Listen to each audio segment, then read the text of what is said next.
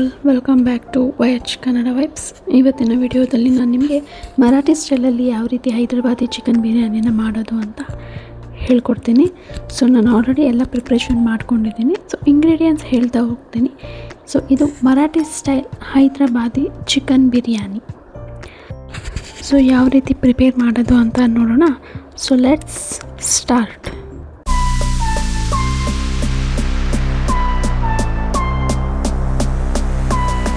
So ನಾನಿಲ್ಲಿ 1 kg chicken ತೊಗೊಂಡಿದ್ದೀನಿ. ಚೆನ್ನಾಗಿ ವಾಶ್ ಮಾಡಿ ಇಟ್ಕೊಂಡಿದ್ದೀನಿ. ಇದಕ್ಕೆ 2 ಸ್ಪೂನಷ್ಟು ಶುಂಠಿ ಬೆಳ್ಳುಳ್ಳಿ ಪೇಸ್ಟ್. ಈ ಶುಂಠಿ ಬೆಳ್ಳುಳ್ಳಿ ಪೇಸ್ಟ್ನ 1 ಸ್ಪೂನಷ್ಟು ಹಾಗೆ ಇಟ್ಕೊಳ್ಳಿ. ಆನಿಯನ್ ಫ್ರೈ ಬೇಕಾದ್ರೂ ಹಾಕೋಬೋದು. ಇದು Kashmiri red chilli powder 2 table spoon. ಇದು ಕಲರ್ ಕೊಡುತ್ತೆ, ಅಷ್ಟು ಖಾರ ಇರೋದಿಲ್ಲ, ಕಲರ್ ಚೆನ್ನಾಗಿ ಬರುತ್ತೆ. So next coriander powder 2 table spoon, 1/4 table spoon ಅರಿಶಿನ, ಧನಿಯಾ ಪುಡಿ, ಹಾಗೆ ಇದು ಗರಂ ಮಸಾಲ 1.5 ಟೇಬಲ್ ಸ್ಪೂನ್ ಇದೆ. ಗರಂ ಮಸಾಲ ಕೂಡ ಜಾಸ್ತಿ ಹಾಕಕ್ಕೆ ಹೋಗಬೇಡಿ. ಇದು 1/4 ಕಪ್ಪಷ್ಟು ಮೊಸರು ಹಾಕ್ಕೊತಾ ಇದ್ದೀನಿ.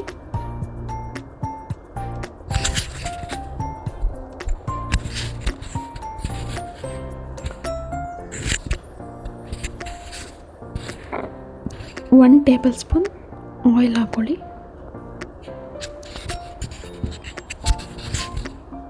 ಸೊ ಇದನ್ನು ಚೆನ್ನಾಗಿ ಮಿಕ್ಸ್ ಮಾಡಿ.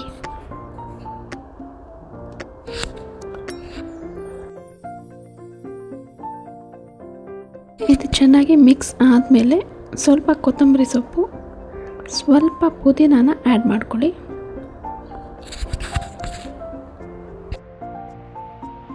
ಹಾಗೆ ಕಾಶ್ಮೀರಿ ಪೌಡ್ರು ಖಾರ ಇಲ್ಲದೆ ಇರೋದ್ರಿಂದ ಒಂದು 5ರಿಂದ 6 ಹಸಿಮೆಣಸಿನ್ಕಾಯಿನ ಆ್ಯಡ್ ಮಾಡ್ಕೊಳ್ಳಿ. ಅದಕ್ಕೆ ಸ್ವಲ್ಪ ಪುದೀನಾನ ಆ್ಯಡ್ ಮಾಡ್ಕೊಳ್ಳಿ. ಹಾಗೆ ದಪ್ಪು ಕೂಡ ಆ್ಯಡ್ ಮಾಡ್ಕೊಳ್ಳಿ. ನಾನು ಆಲ್ಮೋಸ್ಟ್ ಎಲ್ಲದಕ್ಕೂ ಕ್ರಿಸ್ಟಲ್ ಸಾಲ್ಟ್ನ ಯೂಸ್ ಮಾಡ್ತೀನಿ, ಬಿಕಾಸ್ ಟೇಸ್ಟ್ ತುಂಬ ಚೆನ್ನಾಗಿ ಬರುತ್ತೆ. ಎಷ್ಟು ಬೇಕೋ ಅಷ್ಟು ಈಗಲೇ ಸಾಲ್ಟ್ನ ಆ್ಯಡ್ ಮಾಡ್ಕೊಂಡಿರಿ. ಸೊ ಆಮೇಲೆ ಆ್ಯಡ್ ಮಾಡುವಂಥ ನೆಸೆಸಿಟಿ ಇರೋದಿಲ್ಲ. ಇದನ್ನು ಚೆನ್ನಾಗಿ ಮಿಕ್ಸ್ ಮಾಡ್ಕೊಳ್ಳಿ.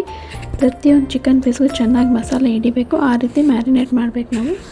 ಸೊ ಚೆನ್ನಾಗಿ ಮಿಕ್ಸ್ ಮಾಡಿಕೊಂಡು ಒಂದು 20 to 30 ಮಿನಿಟ್ಸ್ ಮ್ಯಾರಿನೇಟ್ ಮಾಡಿ. ಸೊ ನೆಕ್ಸ್ಟ್ ಒಂದು ಕಡಾಯಿಗೆ 2 to 3 ಟೇಬಲ್ ಸ್ಪೂನ್ ತುಪ್ಪ ಹಾಕ್ಕೊಳ್ಳಿ. ತುಪ್ಪ ಜಾಸ್ತಿ ಬೇಕು ಅನ್ನೋರು ತುಪ್ಪ ಹಾಕೋಬೋದು. ಸೊ ನಮ್ಮ ಮನೇಲಿ ಯಾರೂ ಜಾಸ್ತಿ ತುಪ್ಪ ತಿನ್ನೋದಿಲ್ಲ, ಅದಕ್ಕೆ ನಾನು 2 ಟೇಬಲ್ ಸ್ಪೂನ್ ತುಪ್ಪ ಹಾಕಿದ್ದೀನಿ. ಇದಕ್ಕೆ ಒಂದು 100ರಿಂದ 150 ಗ್ರಾಮಷ್ಟು ಎಣ್ಣೆ ಹಾಕ್ಕೊಳ್ಳಿ. 100 to 150 ಆಯಿಲ್ ಸಾಕಾಗುತ್ತೆ.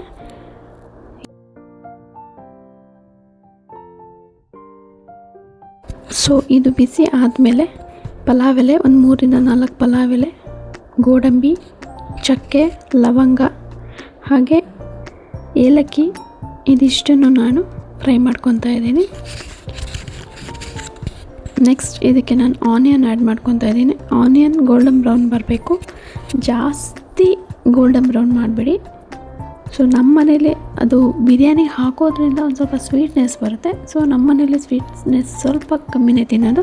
ಸೊ ಜಾಸ್ತಿ ಗೋಲ್ಡನ್ ಬ್ರೌನ್ ಅಂದರೆ ನಾವು ಈ ಥರ ಪುಡಿ ಮಾಡಿ ಹಾಕ್ತೀವಲ್ಲ, ಆ ಥರ ಮಾಡೋದ್ರಿಂದ ಸ್ವಲ್ಪ ಬಿರಿಯಾನಿ ಸ್ವೀಟ್ನೆಸ್ ಬರುತ್ತೆ. ಹೈದರಾಬಾದಿ ಬಿರಿಯಾನಿ ನಾರ್ಮಲಾಗಿ ಸ್ವೀಟ್ ಸ್ವಲ್ಪ ಅದನ್ನು ಹಾಕಿದ್ಮೇಲೆ ಸ್ವೀಟ್ನೆಸ್ ಬರುತ್ತೆ.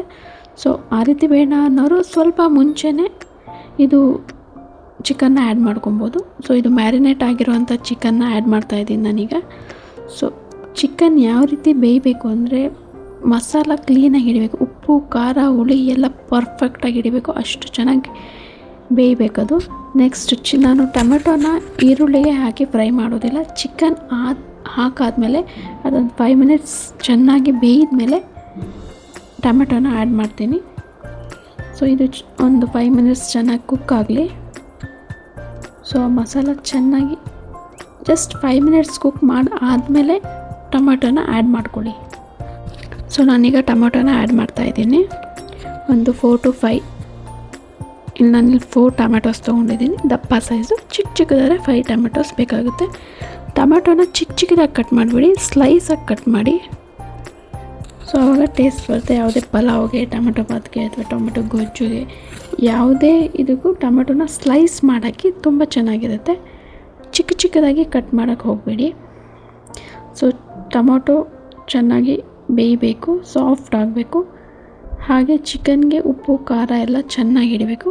ಒಂದು 15 to 20 ಮಿನಿಟ್ಸ್ ಹೈ ಫ್ಲೇಮಲ್ಲಿ ಚೆನ್ನಾಗಿ ಚಿಕನ್ ಕುಕ್ ಆಗಬೇಕು. ಸೊ ಇದು ಚಿಕನ್ ಬೇಯ್ತಾ ಇರಲಿ. ಈ ಕಡೆ ನಾನು ರೈಸ್ಗೆ ರೆಡಿ ಮಾಡ್ಕೊತಾ ಇದ್ದೀನಿ. ಇದು ನೀರು ಚೆನ್ನಾಗಿ ಬಾಯ್ಲ್ ಆದಮೇಲೆ ನಾನು ಅರ್ಧ ಗಂಟೆ ಇಂಡಿಯಾ ಗೇಟ್ ಬಾಸ್ಮತಿ ರೈಸ್ನ ಸೋಕ್ ಮಾಡಿದ್ದೆ, ನೆನೆಸಿಟ್ಟಿದ್ದೆ. ಸೊ ಇವಾಗ ಅದನ್ನು ಹಾಕ್ತಾಯಿದ್ದೀನಿ. ಇದಕ್ಕೆ ಈ ನೀರಿಗೆ ಚಕ್ಕೆ, ಲವಂಗ, ಏಲಕ್ಕಿ, ಪಲಾವ್ ಎಲೆ, ಅನಾನಸ್ ಹೂವು, ಹಾಗೆ ಆರ್ಟಿಫಿಷಿಯಲ್ ಕಲರ್ನ ಯೂಸ್ ಮಾಡಿಬಿಡಿ. ಅರಿಶಿನ ಹಾಕಿದ್ರೆ ಯೆಲ್ಲೋ ಕಲರ್ ರೈಸ್ ಸೂಪರಾಗಿ ರೆಡಿ ಆಗುತ್ತೆ. 1 ಟೇಬಲ್ ಸ್ಪೂನ್ ಎಣ್ಣೆನ ಹಾಕ್ಕೊಳ್ಳಿ. ಯಾವುದೇ ರೀತಿ ಆರ್ಟಿಫಿಷಿಯಲ್ ಕಲರ್ಸ್ ಯೂಸ್ ಮಾಡೋಕ್ಕೆ ಹೋಗ್ಬೇಡಿ. ಅದರಲ್ಲೂ ಮಕ್ಕಳು ಮನೇಲಿದ್ದರೆ ದಯವಿಟ್ಟು ಯೂಸ್ ಮಾಡಿಬಿಡಿ. ಸೊ ಇಲ್ಲಿ ಚಿಕನ್ ಬಾಯ್ಲ್ ಆಗ್ತಾಯಿದೆ. ನಾನು ನಿಮ್ಗೆ ಆಗಲೇ ಹೇಳಿದ್ದೆ, ಚೆನ್ನಾಗಿ ಮಸಾಲೆ ಚಿಕನ್ಗೆ ಹಿಡಿದ್ರೇ ಬಿರಿಯಾನಿ ಟೇಸ್ಟ್ ಬರೋದು. ಮಧ್ಯ ಪೀಸ್ ಸಿಕ್ಕಿದ್ರು ಅದನ್ನು ತಿನ್ನೋಕ್ಕೆ ಚೆನ್ನಾಗಿರುತ್ತೆ. ಇಲ್ಲಿ ಅನ್ನ ಕೂಡ ರೆಡಿಯಾಗಿದೆ, ಆಲ್ರೆಡಿ ರೆಡಿ ಆಗ್ತಾಯಿದೆ. ಇದು ಒಂದು ಸ್ಟ್ರೈನ್ ಮಾಡ್ಕೊಂಡಿದ್ದೀನಿ. ಈಗ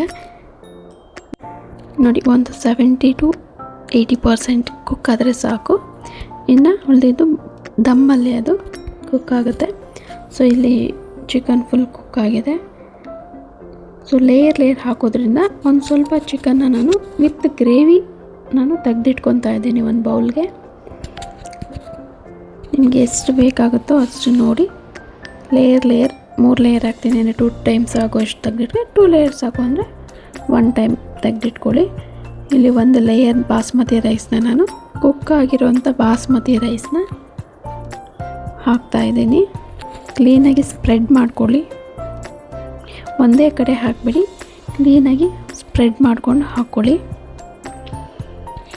ಸೊ ಒಂದು ಲೇಯರ್ ಆಗಿದೆ. ಈಗ ಇದಕ್ಕೆ ನಾನು ಚಿಕನ್ನ ಆ್ಯಡ್ ಮಾಡ್ಕೊತೀನಿ. ಇನ್ನೊಂದು ಲೇಯರ್ ಚಿಕನ್ನ ಹಾಕ್ಕೊತಾ ಇದ್ದೀನಿ. ಒಂದು ಲೇಯರ್ ಆದಮೇಲೆ ಈಗ ಚಿಕನ್ ಹಾಕ್ಕೊತಾ ಇದ್ದೀನಿ. ಕ್ಲೀನಾಗಿ ಸ್ಪ್ರೆಡ್ ಮಾಡ್ಕೊಳ್ಳಿ, ಒಂದೇ ಕಡೆ ಹಾಕೋಕ್ಕೆ ಹೋಗಬೇಡಿ.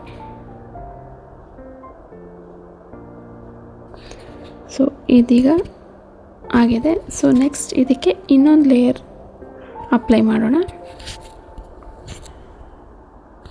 ಇನ್ನೊಂದು ಲೇಯರ್ ಬಾಸ್ಮತಿ ರೈಸ್ನ ಅಪ್ಲೈ ಮಾಡೋಣ.